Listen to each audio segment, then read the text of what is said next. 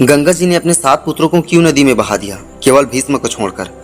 मित्रों, अगर आप चैनल पर नए हैं तो चैनल को सब्सक्राइब कर वीडियो को एक लाइक कर दीजिए ताकि आपको हमारे इतिहास से जुड़ी जानकारी मिलती रहे। मित्रों, आपको मैं सबसे पहले इस कथा में आने वाले पात्र के नाम बता देता हूँ। महर्षि वेदव्यास, जिन्होंने महाभारत की रचना की है।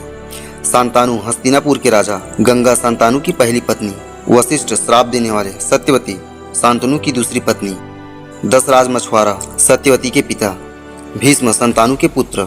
तो चलिए मित्रों, हम आपको बताते हैं कि गंगा जी ने अपने 7 पुत्रों को नदी में क्यों बहा दिया, केवल भीष्म को छोड़कर। एक दिन शांतनु नदी के आसपास खूबसूरत महिला को देखते हैं और उन्हें तुरंत उससे प्रेम हो जाता है। उसने उससे शादी करने के लिए कहा, लेकिन उसने कहा, मेरी कुछ शर्तें हैं, जैसे आप मुझसे कभी भी किसी चीज का स्पष्टीकरण नहीं मांग सकते। शांतनु इस शर्त से सहमत हो जाता है और वे शादी कर लेते हैं। 1 साल बाद वह अपने पहले पुत्र को जन्म देती है, लेकिन उसने उस बच्चे को नदी में डुबा दिया। यह शांतनु देख ली, लेकिन वह ऐसा क्यों किया नहीं पूछ सकते थे, क्योंकि उसने पहले जो शर्त दी थी। शांतनु की लगातार 7 संतानों को डुबो देती है। 8वें बच्चे के जन्म के बाद जब वह फिर से बच्चे को डुबाने की कोशिश करती है तो शांतनु शर्त तोड़ देते हैं और गुस्से से उससे पूछते हैं कि वह ऐसा क्यों कर रही है। वह कहती है, तुम मुझसे कुछ नहीं पूछ सकते, अब तुमने शर्त तोड़ी है इसलिए मैं तुम्हें छोड़ रही हूँ, लेकिन मुझे आपके प्रश्न का उत्तर देने दीजिए।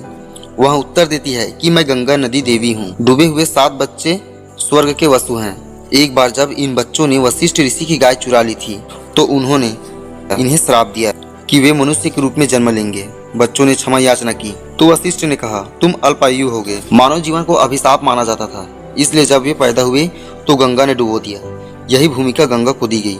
लेकिन 8वें बच्चे ने वशिष्ठ से दया नहीं मांगी, इसलिए वह मनुष्य के रूप में दीर्घायु होगा, मानव जीवन के कष्टों को सहन करेगा।